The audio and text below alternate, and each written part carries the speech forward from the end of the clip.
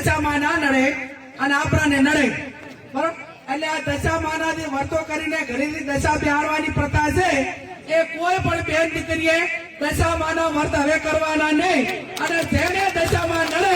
એ બધા માને મારે અહીંયા મેલ દીધો હું એકલી ગાડી ફેરવું છું દશામાં મારા ભેગા ગાડી ભરશે અને નડે તો મને નડે તમને કોઈ નડશે નહીં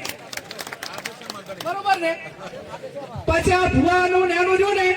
કે કંટ્રોલ મારું છે પણ મહેરબાની કરીને કોઈ ભુવામાં ફસાતા નહીં તમારું જે કર્મ છે એનું એ છે અગત્યનું છે જેવું કર્મ કરશો એવું ભોગવશો અને એવા તમને ભ્રમમાં ઘાલશે કે તમને આર્થિક બરબાદ કરશે સામાજિક બરબાદ કરશે કુટુંબમાં બરબાદી લાવશે અને એવી વ્યમ ઘાલશે તો આખો પરિવાર વેરવિખેર કરશે એટલે મહેરબાની કરીને કોઈ પણ પ્રકારનું દખ હોય તો ડોક્ટરને બતાવવું હગાવાલાને બતાવવું એને વાત કરવાની કોઈ પણ અકામણ હોય તો વાત કરવાની 5 જણા મિત્રોને કહેવાનું પણ ચાહે અંધશ્રદ્ધામાં આવવાનું ને અને ભોપા જો આખા તેનું બધું મટાડી દેતા હોય તો હું કેશોદી આ સાહેબ બે તમે કોઈ ભોપાની બાધા રાખો અને અમે તમારે અહીંયા કોઈ પણ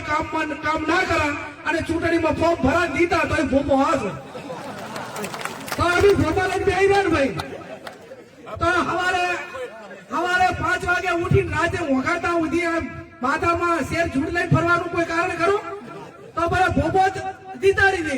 એટલે ચાહે ભોપાની વાતરી જે ભોપા હોય માફ કરે ને કે પેલા આપણે ના ડરે બરોબર